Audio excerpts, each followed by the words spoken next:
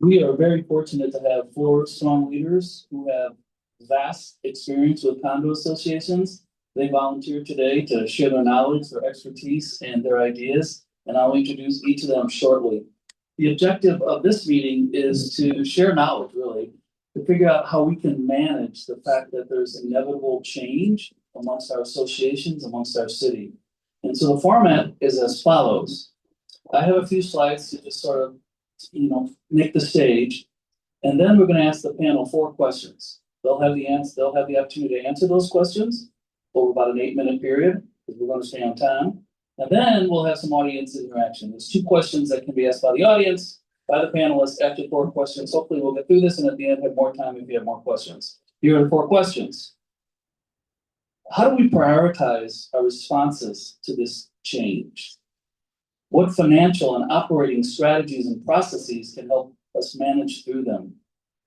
How can we improve the communication around change? And how can we influence outcomes of change that's occurring with the city? They're moving along quickly and we have to influence. So again, we'll have 10 minutes for them to respond. I will be forceful to get us through the agenda. Feel free, as I mentioned, to get up, grab some drinks, get some pizza, etc. So there's been a lot of change at the state level, you all know, at the county level, at the city level. We face legislative changes like SERS, our labor and insurance costs are way up. We have storms, we have construction defects. Meanwhile, the city is changing. So as we try to adjust to the city's moves, we have to preserve the public realm. And by public realm, I mean the canopy trees, the wide sidewalks, appropriate noise and special event management. We want a culture that's vibrant and grounded in the arts, of course, but we also have to protect the environment. That's a lot of variables to solve for. So the key questions for our residents and our condo board directors, our property managers is, how do we respond in a balanced way? What response is sustainable that results in a vibrant yet livable downtown? And that's why the title of this town hall is Balancing Viable Change. We'll look at the changes and the impact of those changes.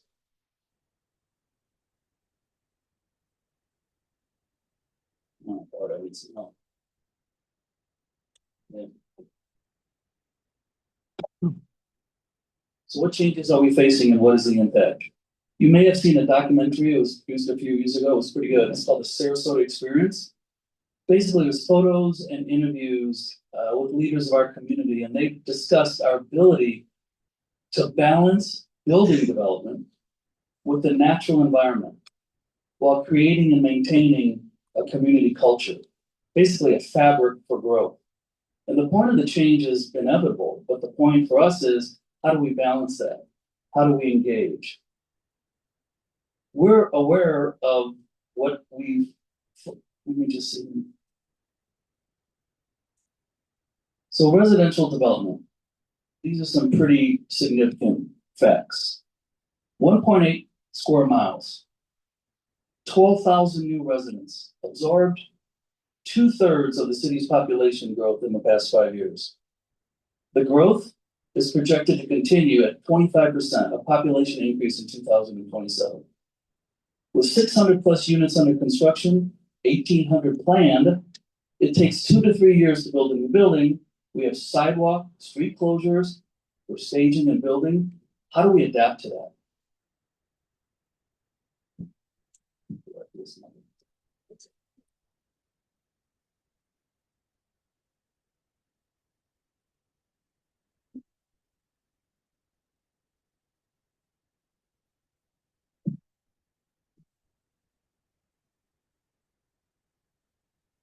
Storms.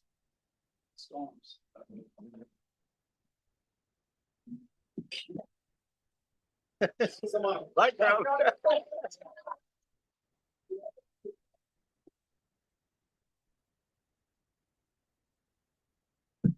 This might work. Hello? Okay, there we go. Let's look at the storms for a minute. 88% of DSCA associations reported storm damage this past year. The average condo property damage, $300,000 plus. This puts a ton of financial pressure on all of our operations. There's uncertainty in risk assessment for future storms, and we face just a lot of pressures. So it's urgent that we develop good financial processes and better operational plans, and that's what these folks are going to help with us. Meanwhile, we have transformations affecting the Sarasota cultural identity. The orchestra is relocating from Bay Park to East Fruitville. We have the performing arts Van Wezel, which is, according to many, inadequate for growing the arts as we need. And we have a potential new performing arts center that will be very expensive. Government funding sources at the city, county, the state, and federal, they're all shrinking. And there's really more frequent loud events downtown that close our streets. These shifts create challenges across our community, and opportunities for resident engagement have to be taken into consideration. We have to solve that problem. So that's the core question. If we want to survive, we're going to have to learn how to change. What community values do we still retain? There's a quote that says, "The future must be imagined from a perspective that is, importantly, buttressed with old and lasting wisdom." So how do we balance our change and our development? And that's where the panel comes in. And it is an impressive panel. Maybe not the first one, but the rest of them are. I've been a resident for 15 years. I've been Condo Bay president of Vista Bay Point for 6. I'm currently on the vice president on the Condo Association for the Boulevard of Howard as UP. I've been the DSCA member rep, a board member of DSCA, and now I'm president. I'm a retired exec, and I've been engaged in a whole lot of Sarasota charities. Deanna Sada. Deanna's a very accomplished attorney who began her career in Florida. She's the leader of Berg Simpson's construction defect group. And as importantly, maybe more importantly for this meeting, she travels the state teaching community managers. So she has a vast array of condo association experience.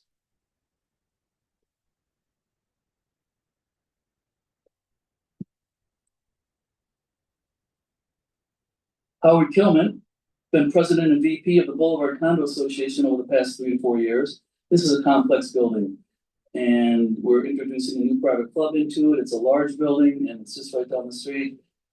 He's been a really strong leader that has transformed the culture at the Boulevard. He's a retired chief executive, and he sits on 3 Sarasota charity boards, deeply engaged in Sarasota and often influenced city officials. Jim Toll. Jim's a longtime resident of Sarasota with many years downtown. He's a real estate attorney, experience at NASA, served as the Sarasota foreclosure magistrate after the last recession, and now he serves as the hearing officer in Northport. He's been president and now is a board member of 101 Condo Association. Bill Deal, famous. We have Bill. He's a retired architect, lived in downtown for 15 years. He served multiple terms on the board of Condo on the Bay, and he's been a member rep for DSCA for 5 years.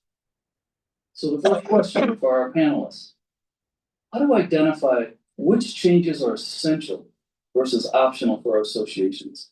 What values or balance of values should be retained as we attack that problem?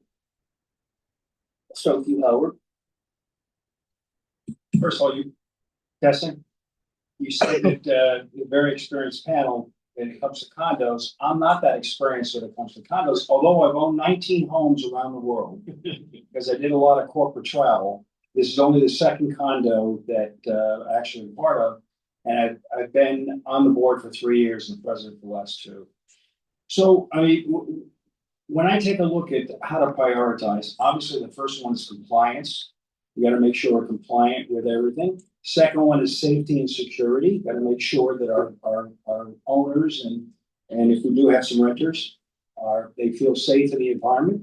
The third one is fiscal responsibility. I mean, in the past, I've run a ton of P&Ls. So the one thing, you got to make sure you're on a sound financial base. And the thing I think that we've really done extremely well at the Boulevard is building our culture. When you start a new building, you think about all the things you don't know. You don't know your neighbors. And a lot of these neighbors have never lived in a condo before, right? And a lot of them happen to be fairly wealthy because they can afford the building. And one word they don't understand, because they came from single family homes, is no, you can't do that. then you have to explain why, no, you can't do that, because you have 48 other neighbors. And how to build from 48 people that don't know each other, 49 people that don't know each other, families, including their kids and grandkids, and get them to build a community. We've made tremendous progress in doing that. And I can maybe later on talk about that. Then risk management. And the last is try to make it easy to live in your building. Right? No surprises, everything on a regular basis. The garbage is picked up, everything is done nice and smooth. Make it easy to live in a building. So that's the way I do it. Thank you, Howard. Jim? Okay, so starting with the changes that you don't have much control over. We're all dealing with the Sears reserves. And that is like our condo was built in 1975. It has and still has a few major maintenance items that need to be addressed. And the state mandated that. We have no choice but to adhere to that. We actually decided to accept our Sears reserve study a year earlier than we needed to, so that we could start, working on that. And so that's one of the changes that, as I said, you can't ignore it.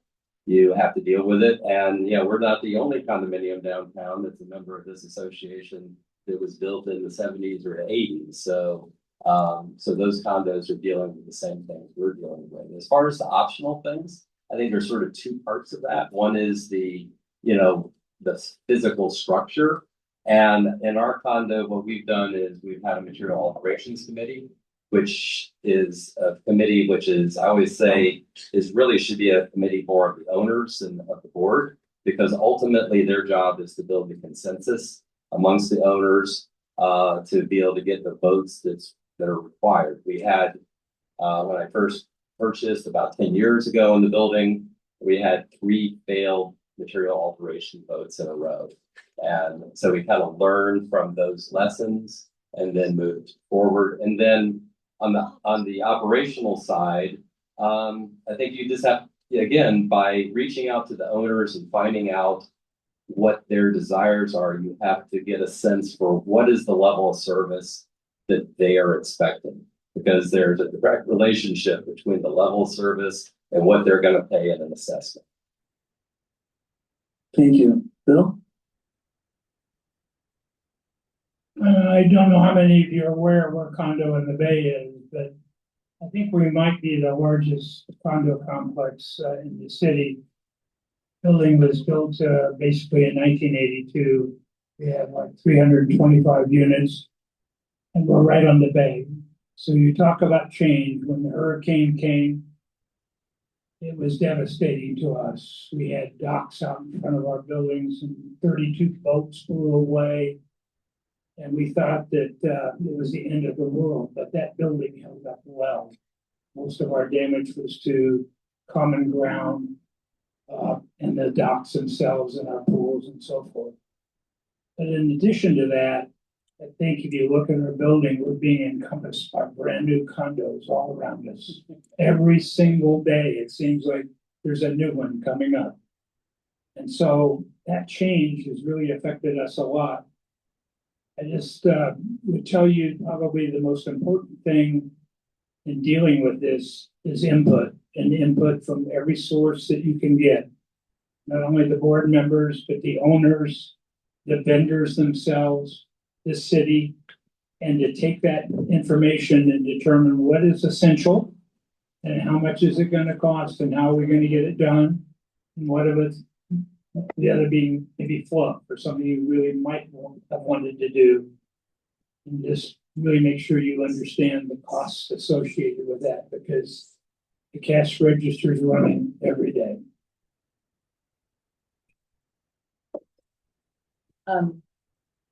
Okay, hello.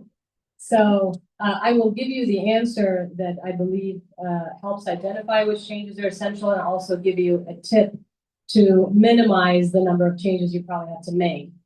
I'll start with the tip, because that to me is a tool to avoid problems. And that tip is everybody on the board and the community needs to not only understand, but accept that changes cannot just be reactive. I think most associations and most property managers will tell you this. The biggest frustration they have is most of the time you're reactive. Everybody's reactive. We're dealing with the fire in front of us. We have a problem, and so we got to fix it. And if we're always dealing with the fire in front of us, we're going to be behind the 8 ball. So I always recommend to boards have 2 buckets of things, the proactive changes and the reactive changes. And like you just mentioned, Jim, you started your SERS a year earlier. That is proactive. You know why? Because it's possible that the engineer who does the SERS study may decide that you need phase 2, because phase 1 is a visual observation. And if there's a problem, the engineer is going to say we need phase 2, which is an intrusive observation, and that may require much more substantial repairs. So if you're just going to be reactive, that means you do your SERS a few days before the deadline, and then you realize you have phase 2, and you've got all these things that have to be done, and all of a sudden it's an emergency. Whereas when you're proactive with your changes, you could potentially have phase 2 and still be able to be compliant. So that's the tip. And then I guess the short answer is I would prioritize life safety changes. And then I would prioritize statutory changes, because even for SERS, you could get an extension if you end up having a life safety issue in your building, and you can justify that as part of your extension. Thank you all. Questions? Comments?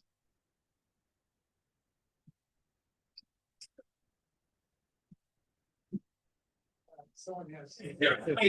I know you're okay.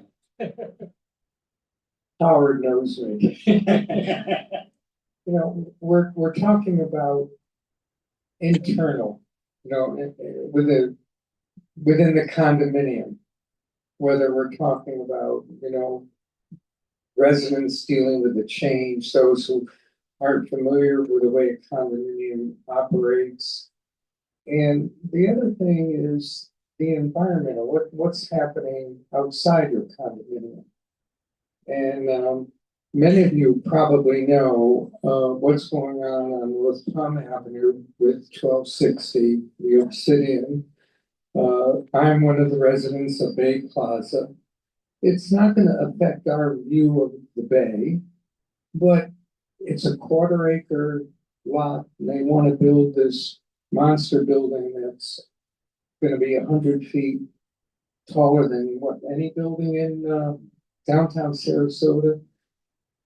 And it's, you know, we're trying to convince the city commissioners that this is not what we really want for downtown Sarasota. And one of you mentioned about the growth, and it's happening to us, but it's going to happen to most people in this room if it hasn't already. The rate of development in downtown Sarasota, you saw the number of units that are presently under construction and the massive number that is planned.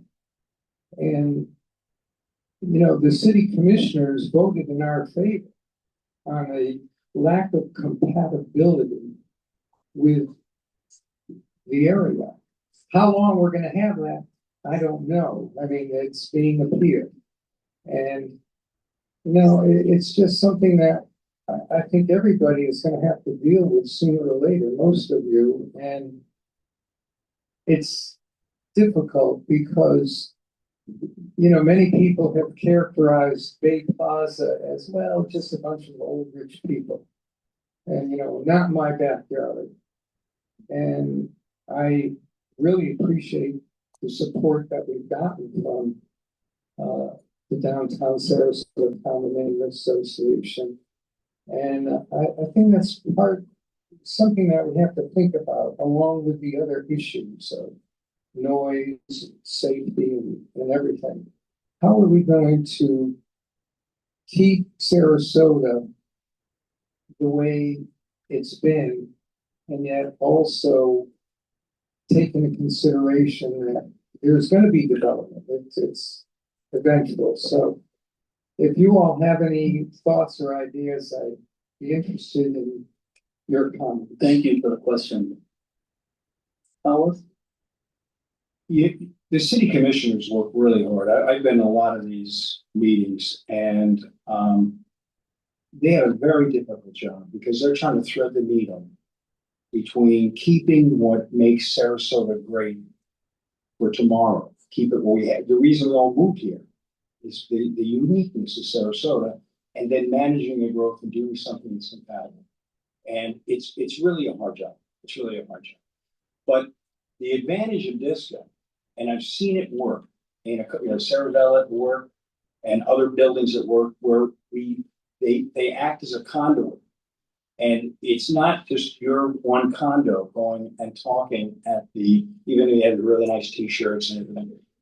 It's not just your condo, it's the whole community rising up and saying, no, this is not compatible with what Sarasota is.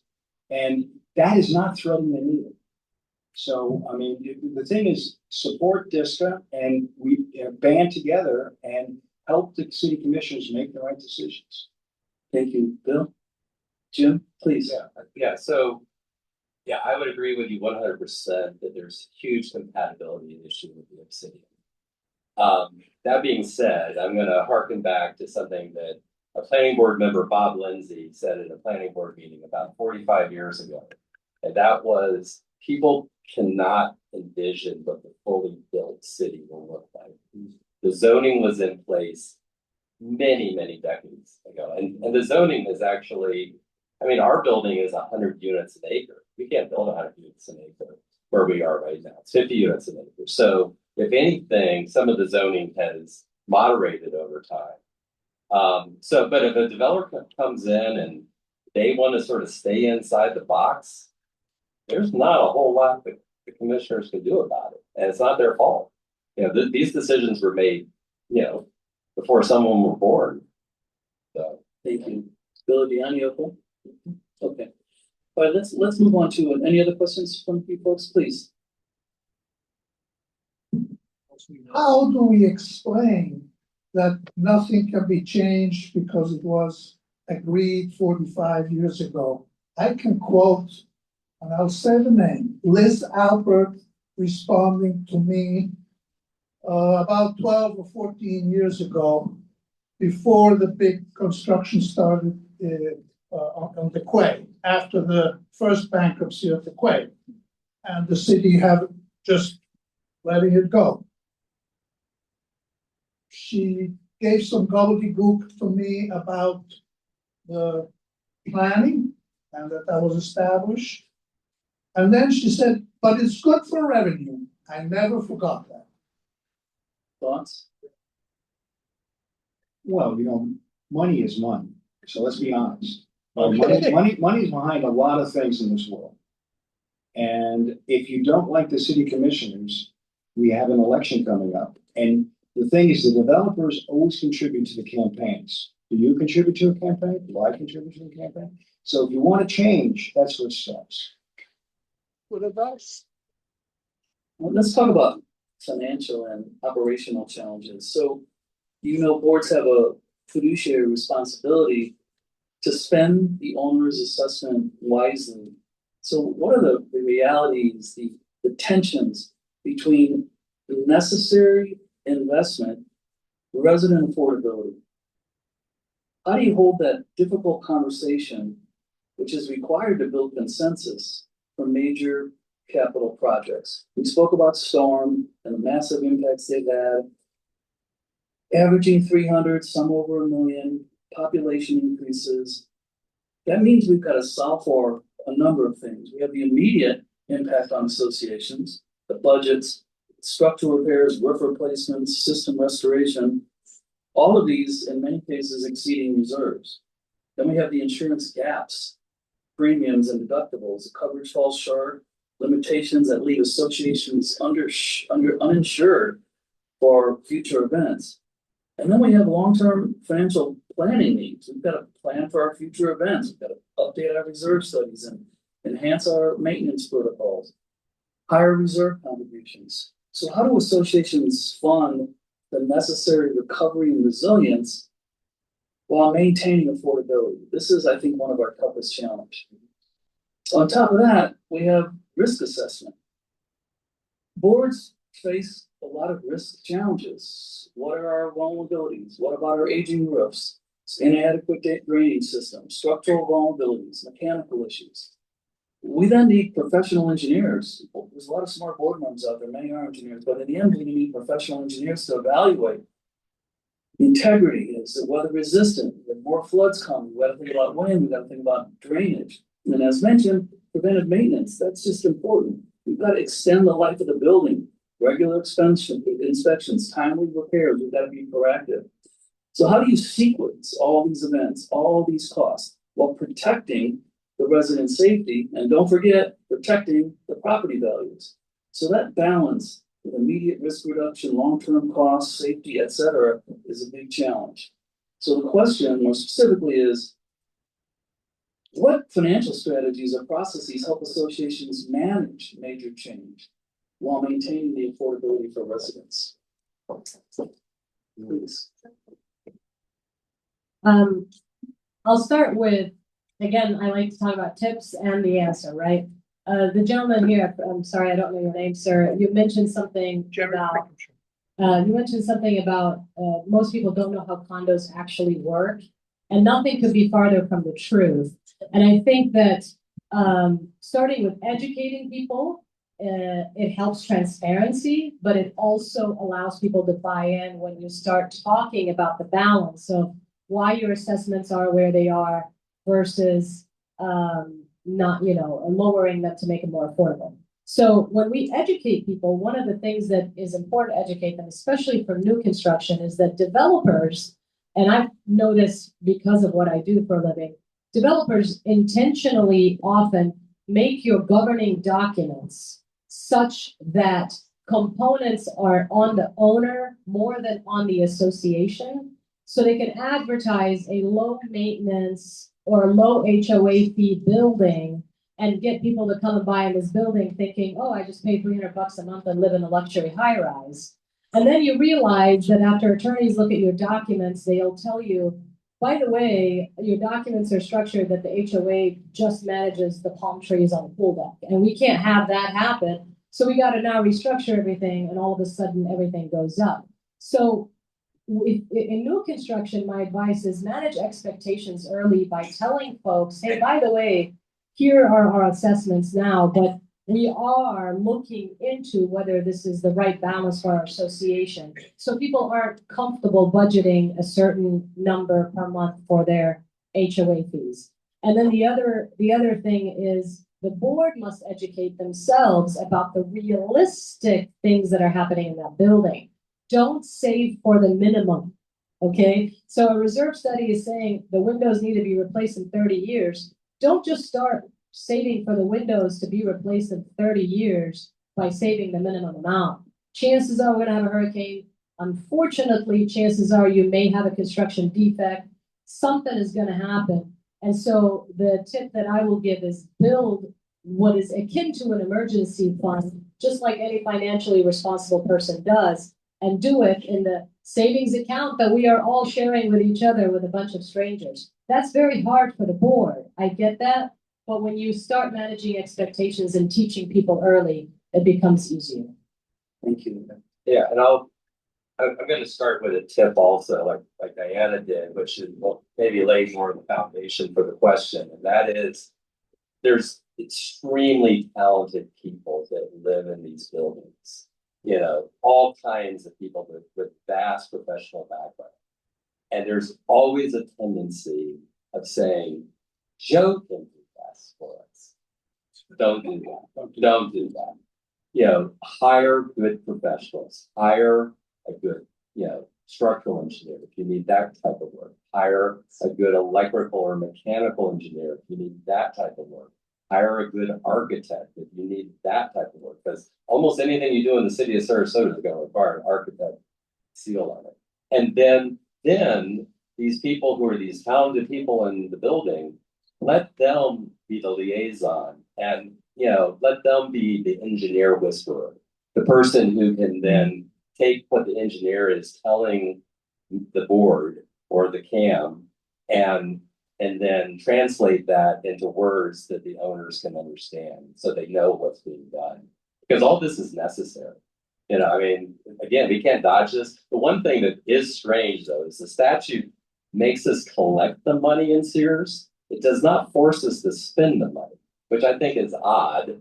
But, you know, we look at it, I mean, we have 50-year-old electrical equipment. We know it has to be replaced. We cannot get replacement parts if something breaks. So we're going to spend that money, but technically no one's holding a gun to our head telling us to spend that money. So that's again, that's kind of a tip. Thank you. I'd like to just add a couple of things that I've been surprised with in the past. I think the important thing here is understanding the reserve studies and who does the reserve studies. We've recently experienced a situation where the reserve company came in and they have the expertise to understand all the engineering requirements and things way beyond our owners' understanding. And we've come up with a bottom line over time of what we need to replace and how much it costs. And now it's our job as a board to determine, will we do it when they say we're going to do it? Do we have enough money saved aside to do it? And if not, how can we finance that or help the owners pay for those costs over time? It's really, really important. First, I wanted to come back to the engaging Joe. It reminded me of Sunset Boulevard. Don't go, Joe. Don't do it. But you know, if you buy into a new building, here's what I learned: is everything they give you, take with a grain of salt. Everything, the insurance, the reserve study, everything. It all has to be redone. Right? It's not real stuff. The estimate they have for what you're going to pay for the HOA fees, not true. So one thing that we did when we came on board is we did it all. We did a new insurance agent, new reserve study, new appraisal, and it wasn't an easy vote, but we decided to go to fully reserved. And thank goodness we did that. It took us a couple of years to get the votes to do that. But now we're a fully reserved building, so we're going to set ourselves up for replacing things in the future. Excellent, thank you. Any thoughts or comments, questions? Follow Bob. I think did you point to him? There's a gentleman in the back, and I think you're next. Steve Geisenberg, Broadway Promenade. I'm a new board member. When you use the term fully reserved, that I've come to learn is a very loaded word. Does that mean that you've done a study and it shows your reserve will never go below zero? Or does that mean you're trying to get to a point where you have enough reserves to do everything that needs to be done? Okay, I'm not an expert on this, but we have an expert here. It's a study that, based on engineering data and the way your building is built, that each thing depreciates as a life cycle. I understand all that. And so the mathematics is that you'll have sufficient money in your pool of money when that thing expects to go end of life. The other big thing we decided we went with a pool effect, which means instead of going, every item has a different reserve amount, we pooled it all together because, you know, the engineering is, this one may go in 17 years, not 20, and the other one may last 22 years, not 18. Am I okay? Yes, you are. Okay. Actually, the advantage to that is the unexpected, such as if you do discover maybe, you know, some buildings are past the legal clock to bring a claim, and you may discover you have a defective roof that's going to need to be replaced in 3 years instead of 25. With that, you'll be able to use the funds to do what you need to do in the time you need to do it. Yeah, so what's described there is called threshold funding and versus line item funding. Yeah. So you can be threshold funded in full reserve. You're saying you're using it in terms of threshold funding, not in terms of we have all the dollars to do all of the things if all these things happen at the same time. Right, because the threshold funding is actually looking at the projected time when that's needed, and you're never going to fall below zero. The engineering definition is of 100% fully funded is totally different than the legal definition of fully funded, which you're describing as full threshold funding. And remember, it's a theory. It's a theory, right? It's not fact. They're guessing. It's an educated guess. They're in the white shirt. Building? Thank you very much. Most of us moved to a condo from a home. Closer. Can you hear it? Yeah, no. I'm sorry. Most of us moved to a condo from a home. And when we do, we say, oh my God, I don't have to worry about the roof anymore. And that's only the beginning, right? We have heard over the years, all you do when you want to leave, you just turn the key. And no, it's not really that easy. And now I notice in advertising, the term is lock and leave. And I just shake my head because we all have just as much responsibility, if not more. You think about like water intrusion.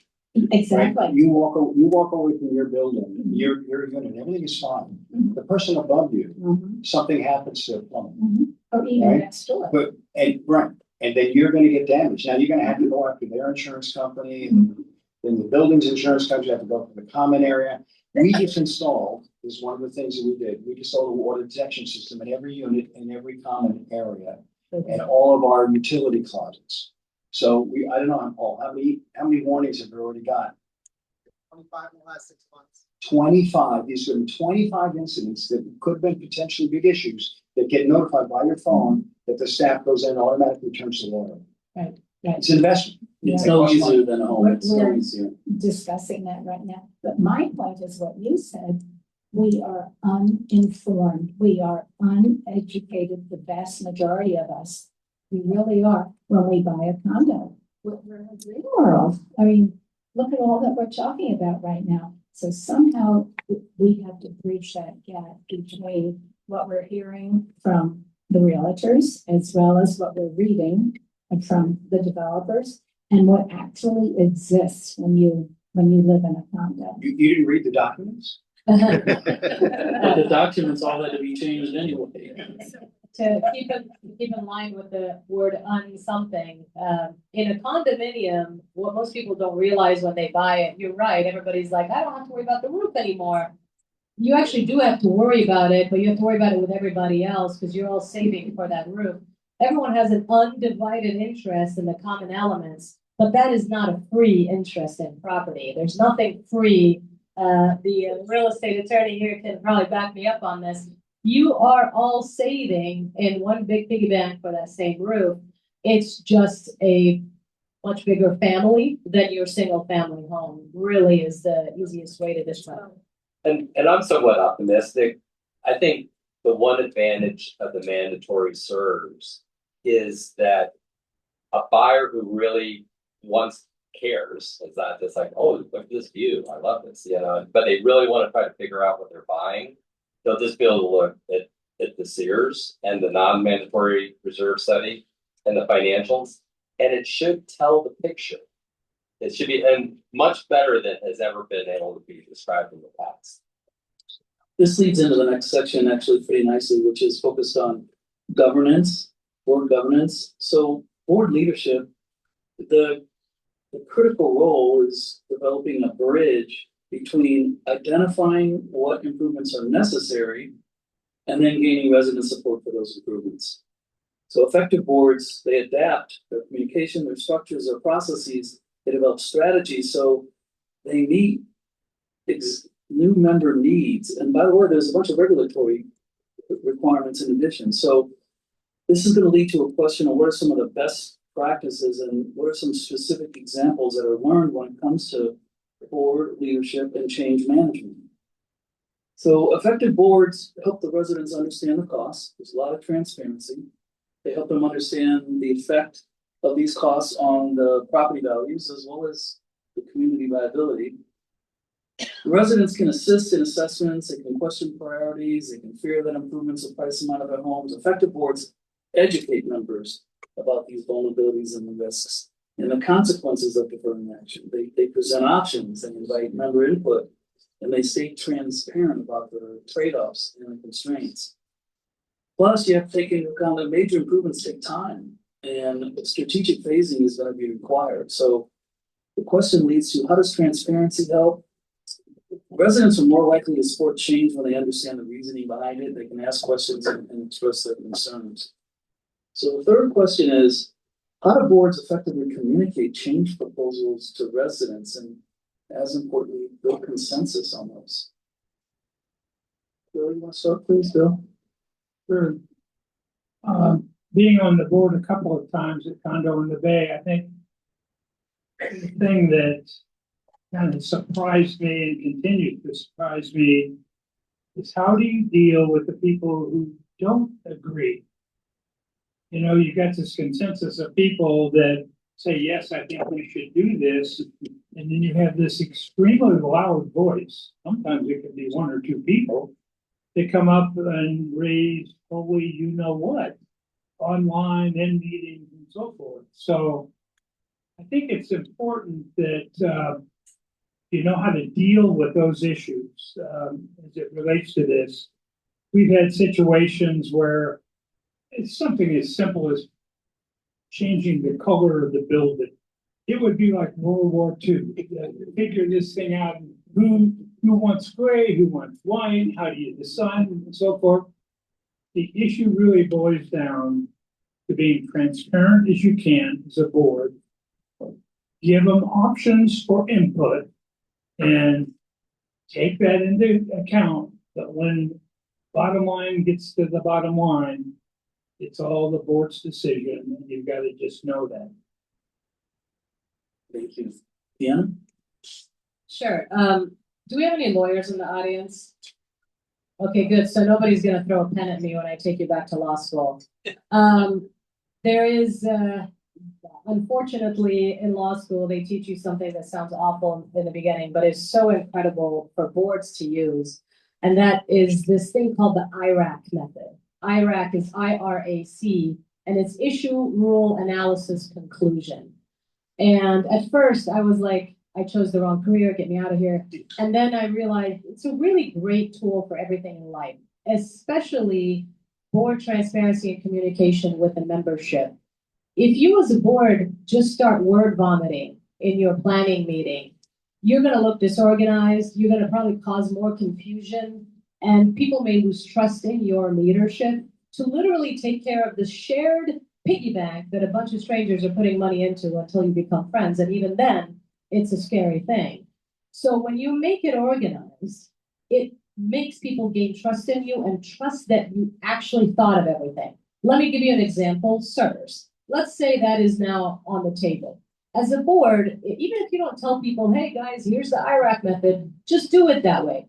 Members of our community, the issue is, how do we get the compliant with the SIRS requirement? The rule is that if we are a building that's 25 years old, blah, blah, blah, blah, blah, we must do X, Y, and Z. So now the membership is like, okay, so we have an issue on the table. They know what rule applies.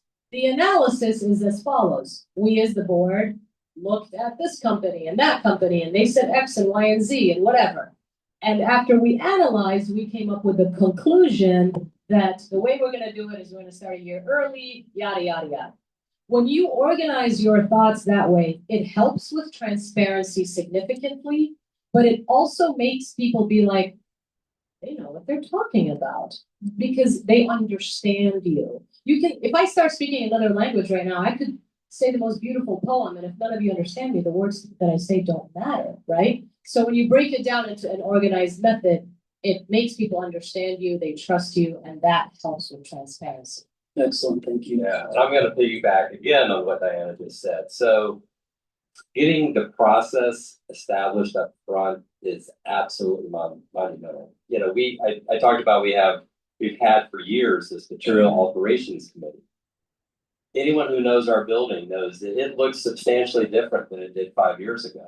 I mean, it was built in the mid-70s. It essentially was a mid-century modern building with some really peculiar Mediterranean revival doodads attached to it, right? So, but you know, it took consensus building to get rid of the mansards and the tile, and to get the color of the building, the color that we have now. We had a fantastic chair of the Material Operations Committee that just did surveys. I mean, it's a lot of work to do that. But at the end, it was really easy for the board because that committee did all the work for us. And it really took a lot of pressure off the board. So yeah, building a committee like that and getting the right people to chair it is very important. I think our best practice is just a different name than what you had. We established something called the Buildings and Grounds Advisory Committee, which are owners. And anything that is a change, whether it's a color or we decided to paint the driveway, and it's all started because I didn't want to put the management company in an uncomfortable position to make those choices, right? Like we changed the cushions on our pool deck. Why should the management company take the heat?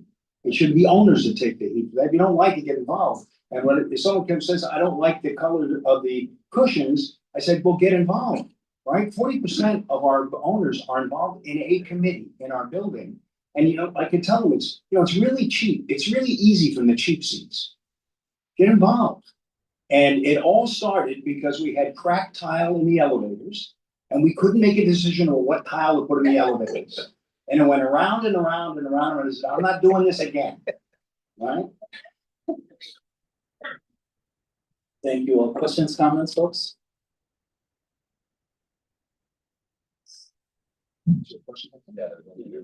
He's got it. One-on-one condominium. I'm. Be nice. What? Be nice. Of course. The 101 condominium, and we've had a lot of work done recently that had to be done.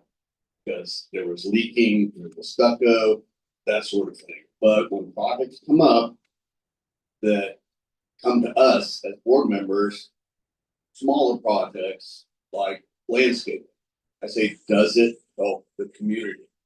Does it help people trying to sell their condos? Yes or no? There have been certain projects which are a little more board member oriented, which doesn't really help everybody in the community. But I just want to say, I think we do, and Jim does a great job trying to make sure that it helps everybody, not just trying to be selfish and spend money for your own projects. Excellent. That's it.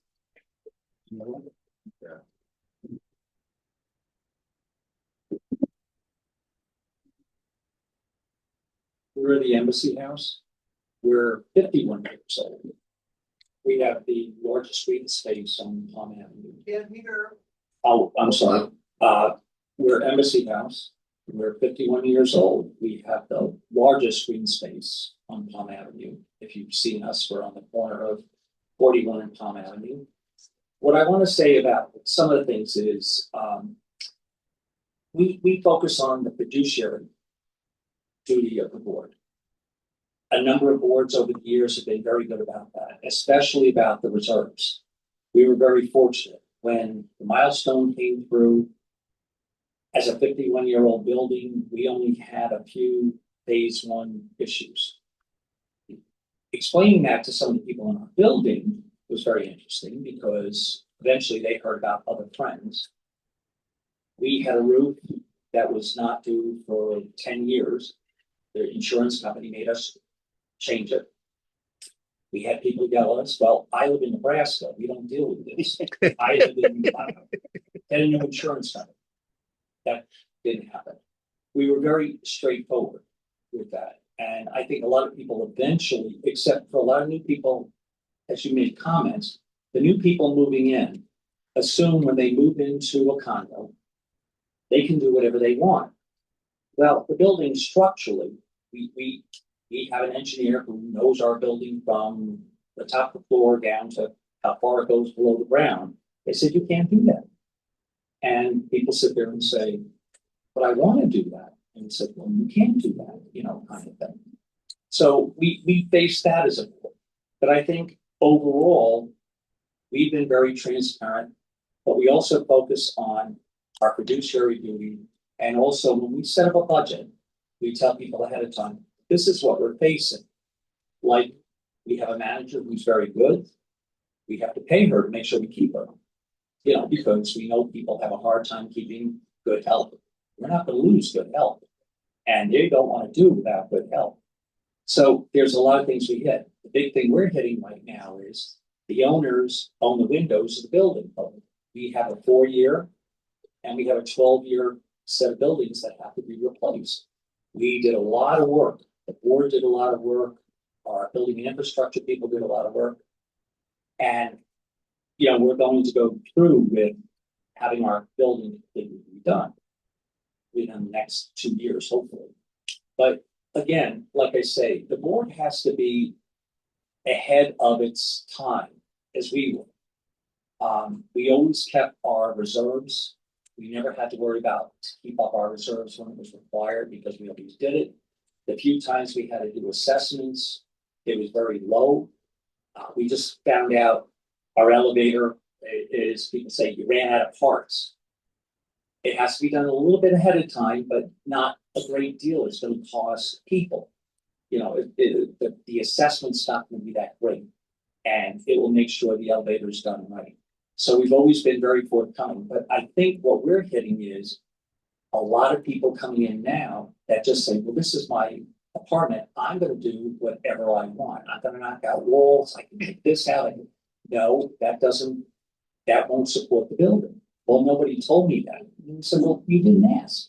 Thank you, we got it. Thank you very much. Any comments? I'll give one real quick one. So, yeah, we have like every condo, we have a unit alteration application for it. And we have had some pretty creative unit alteration. No, and I'm saying that in a good way, because here's what we require. It has to be reviewed by our structural engineer, and it has to be reviewed by a construction owner representative that we have. And if they say what's being proposed is okay, and they can go get a permit from the city to do it, we don't really care. They can do it, but if it's gonna mess with our common elements, then the answer is no, you can't do it. Thank you. So let's move into the last and final section. And this takes us out of our condo associations and into the community. And the topic is about how do we, as residents, board members, property managers, influence change that's occurring in Sarasota. So Sarasota's evolving, and we all have, I think, a common vision of what makes Sarasota great. We live here for very good reasons. It's a treasured community. It's beautiful. We have charm and arts and culture. It's livable. It's walkative. It's alive. It's active. But we've got to maintain this vision. And so in the context of DSCA and all of you individually, what can we do more of or less of to make sure that we sustain that vision? But the changes are coming. I'm sure you're all well aware of these. We have a lot of work being done on special events. These are very complicated for those residents who live nearby the events. We have a lot of noise issues, from vehicular noise to noise at these events. And we have to establish rules that are more enforceable. And DSCA is working really, really hard with the rest of the community to define these and to make sure that they stick and that they make sure they're fair and that they're help. And it doesn't affect the Sarasota vision, but it also lets people get some sleep. And in the meantime, look at all this new construction. You're aware of it. These changes are just amazing. So we have new ordinances that are going to be required, ubiquitous new developments. The construction is staggering. So what can we do to make sure with all this change, we maintain our impact on this evolution?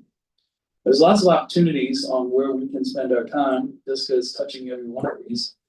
From the Sarasota strategic plan to the development and review process, which is being redesigned with a lot of our public input. We have a potential Sarasota Performing Arts Center, the Downtown Improvement District, which is a taxing district that businesses pay into in order to put the Christmas lights and the trash cans and the flowers out on the streets.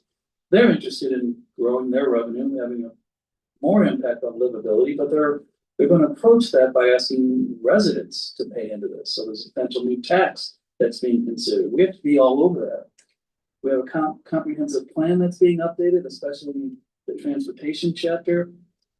We have a downtown master plan that's being developed. And by the way, we have a brand new city manager of about 4 days ago. And I don't know if you've been following the interview process or you've gotten to know anything about this person.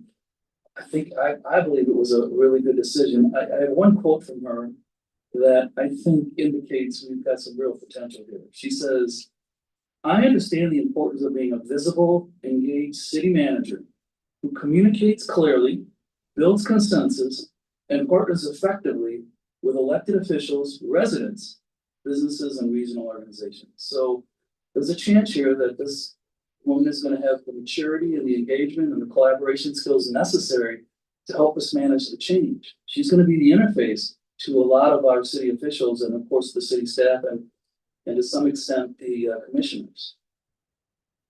In the meantime, DSCA has a set of values. We're evolving our board. We've modified our bylaws to allow more participation. We want a bigger board. We want a smarter board. We want to maintain our values. Of course, we keep our board meetings open to all members, and we do our best to offer education such as this. And we're always gathering facts. I think David has really taught us, and Patrick Gannon, and all of us have really done a good job of collecting data. Because it's really hard to influence city officials, city commissioners, unless you have data. We've gotten better at that all the time. And of course, we do this with mutual respect. It's leadership. It's balancing the objectives of the residents, the developers, and the businesses. It's like Howard said, we're threading the needle, and then we have the government too. So we're all in this together. And then the question for the panelists is, how can we, DSCA members, participate in and continue to influence downtown changes that are being proposed by the city administration? Bill, would you like to start, please? Thank you. Condo in the Bay's had some real success stories about joining forces with DSCA. We've had some major initiatives put out by the city to change the way our Boulevard of the Arts and the way the Bay Park is being developed. And a number of us went to the DSCA management and said, "Can you help us?" I'll give you just one short example. The Complete Streets project that David brought up a little earlier today was something involving a number of the streets, but it really was focused on Boulevard of the Arts in terms of changing it. They were going to narrow the road, change the width of the medians, take out a lot of our landscaping and everything. And Patrick Gannon and I reached out to DSCA and said, "Can you help?" And sure enough, they felt that it was an issue that they could get involved with. And we have spent countless hours going before various departments within the city. And guess what? We won. And I think it's a situation where if you see something affecting you, you need to come to an organization like DSCA, present your case and say, "Can you help us?" Same thing applies, by the way, to other DSCA members. I mean, we all kind of have something in common. And if you can bring those kinds of things forward to either the organization as a whole or maybe the members, I think you'll find that you might win more than you lose. Excellent, thank you. Deanna. Well, I don't know if yeah, go ahead, Howard, because I don't know if I really have much to add. Well, I do. Okay, good. One of the smart things we did about 4 years ago, because you take a look at some of the issues that DSCA deals with. A lot of them are not in my backyard. They may be in the city of Sarasota, but it doesn't really affect my little neighborhood. It doesn't affect Rosemary. It doesn't affect Boulevard of the Arts. But it's still important for a quality of life in the city of Sarasota. And it's almost impossible being a board member with all the other things you do to really stay on top of everything. So one of the smart decisions we made is we nominated a person that was an owner of our building. And we said, go attend all the DSCA meetings, right? Go attend the city commission meetings and keep us informed. Invite them to come in and present to us once a year and keep us informed. And then we had a active avenue when like Saravella came up.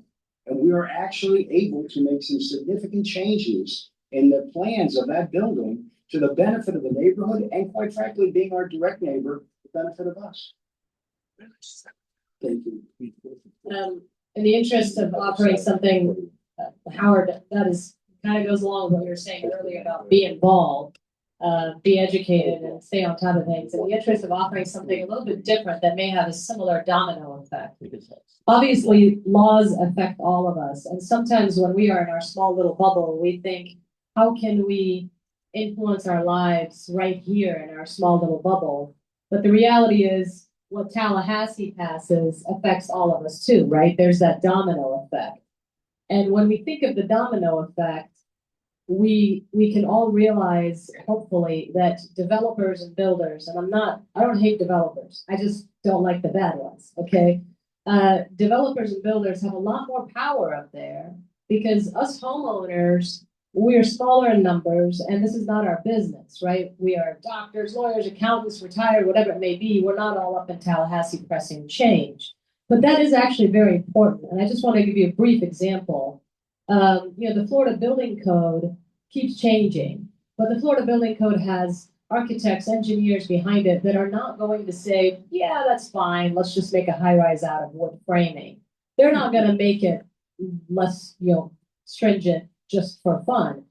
So what builders and developers have done is they've convinced Tallahassee that in order for them to be held accountable for a violation of the building code, that homeowners have to prove that it's a material violation of the building code. And that just passed about 1.5 years ago in Senate Bill 316. What that does now is when you have construction defects in your building and you don't sue them to actually hold them accountable, then your special assessment is massive. It's millions and millions and millions of dollars. So what do I mean by the domino effect? We've got all these high rises coming up, right? It affects our community and we need to elevate the standard of that construction because the more and more I see is that buildings are experiencing problems immediately upon turnover because the developers are not held to that high standard of the Florida Building Code anymore. So what can DSCA do? Well, you can support DSCA. That's the domino effect. And DSCA can help us who are in a political action committee trying to get homeowner-friendly laws to pass up in Tallahassee, testify when we actually go to a legislative session so we can speak up for homeowners in a collective voice. Excellent, thank you. Yeah, so, we all enjoy the downtown lifestyle. I think that's one reason we live in downtown condos. We love the restaurants and so forth. I think that the needle that's gonna have to be thread in the future, and I think DSCA can really help with this, is finding that balance that addresses the noise and addresses what I would call the late night life, type activities in the city, so that we don't become a Nashville, we don't become, a French Quarter, but we don't kill downtown at the same time. We thread the needle and we make it better. And these issues are not simple. If you go to a DSCA board meeting, you hear what they talk about with noise and the noise ordinance and so forth. And so I think DSCA membership and being active in DSCA, it helps, leverage what these volunteers are doing to make Sarasota and downtown Sarasota a better place. Thank you. Questions, comments, best practices?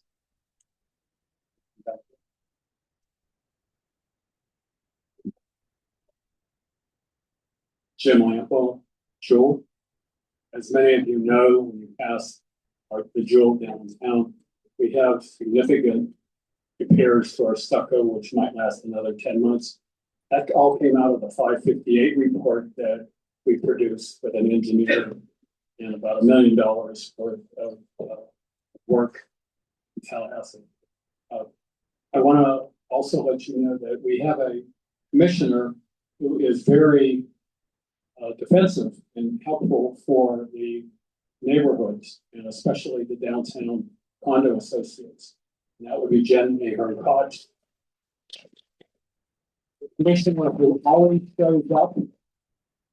And I feel like I've managed to take a part-time city commission job to more than full-time. So she'll be here if you have any questions. She knows about all these issues.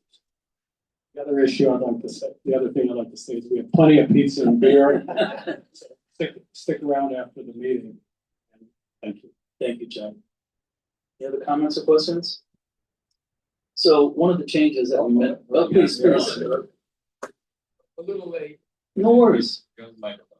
Just in the thousand. I want to thank the panel, and I think it's great. I'm looking at Howard, who is with a relatively new condominium, and Jim with a relatively old condominium. And it's really good to get the perspective from both sides. And Bay Plaza, where I live, is one of the older condos, and it's very interesting.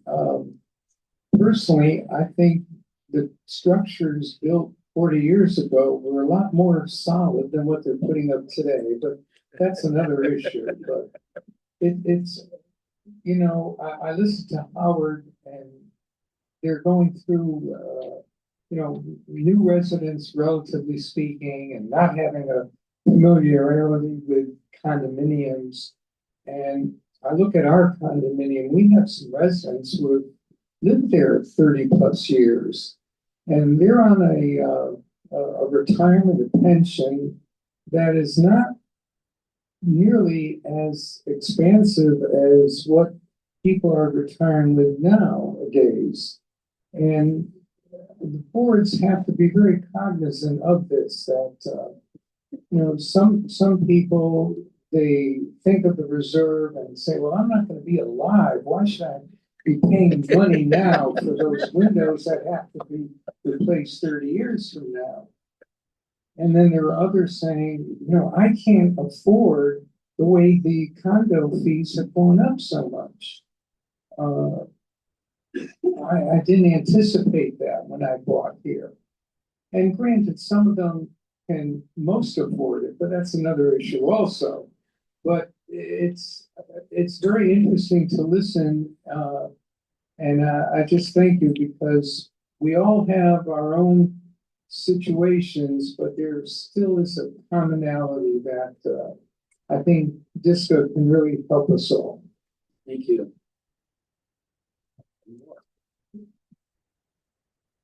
Jim.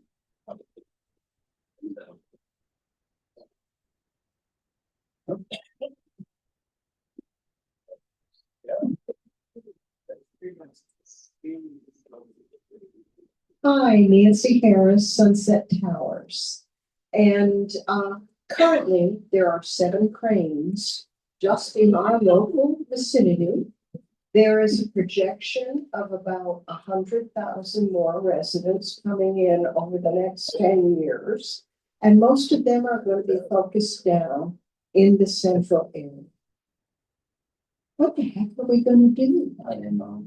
Because we don't have the roads, we don't have the parking, we don't have any of the infrastructure that will support an additional 100,000 people. Well, you know, the other anomaly to try to be crazy is, how big is downtown Sarasota? Was it like 25,000 people, something like that? 12,000. How much? 67,000. Okay. That's total. What other town this size has 2 Ritz-Carltons? As a, what's the one that's going up in the scenes? The, Waldorf. It's got the one on Longboat Key, right? Right. And it's got the new one with the Hilton. I mean, you know, it's nuts. It's nuts when you think about it. That they're all coming to this town because we have something special here. It just goes back to my comment with Fred and Anita. We moved down here like 13 years ago because it really is a special place with the arts, and the, you know, it's not an old person, it's a young, vibrant. We have colleges, and it's unbelievable. And I don't want to ruin it, right? And if it gets overcrowded, it potentially, I mean, that's the Fred and Anita comment that their city commissioners have to figure out. But again, they're issuing more permits, more availability, as opposed to putting the brakes on, assessing what this is going to mean for the city's growth and for the inner city's growth. And that's where the conflict for me is happening, because I'm not sure they're thinking about what is this city going to look like, not just in 3 years, because some of these buildings aren't going to be occupied in 3 years. 7 years out, 10 years out, we're not going to recognize, we won't be able to deal with the traffic. You won't be able to get out of your streets. It'll be Fort Lauderdale. Okay. I'll give you a fun historical fact. In the mid-80s, I attended a symposium at the Sudikoff Hall at New College, and the topic was the continued financial sustainability of the city. They were serious. They thought the city wasn't going to be able to, it didn't make sense to exist as a city maybe 10 years beyond that. So a lot of this is driven by economics, you know, and so, I mean, yeah, they solved that problem, right? It's financially sustainable now, but I mean, but that was a reality back in the 80s. So. Okay, thank you. Here's some good news. We discussed focus on educational opportunities. We just discussed how the zoning code maybe is not evolved as it should be to keep up with the growth. We know that there's a lot of growth going on and there's not necessarily a plan. So what solves for that? Great cities have a master plan that's continually updated, that has a strategic and a set of values, a set of vision, and even some executables that guide the change that is inevitable. And so next month, April 9th, DSCA is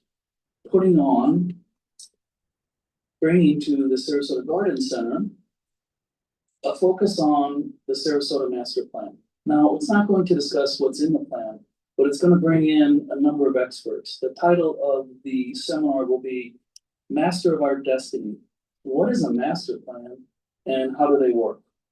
So Emily Walsh is going to facilitate, John Thaxton, Marie Corrales, Bruce Franklin, and Dan DeLeo are going to be on a panel. And they're going to help us understand what a master plan is, what the history of the master plans have been in the city of Sarasota, how the plan influences zoning, and a lot more. So please put it on your calendar now. We'll be sending out a flyer shortly so you'll have the details. There's no slides on showing, Sandra? I don't know what's going on with this cable, but there wasn't much on that slide other than what I just said anyway. And that's going to be the same for this slide, which is the closing comment. Thank you. You guys took a lot of time to be here, to prepare, to prep. Your knowledge is incredible, your wisdom, most appreciated. So thank you, panel, very, very much.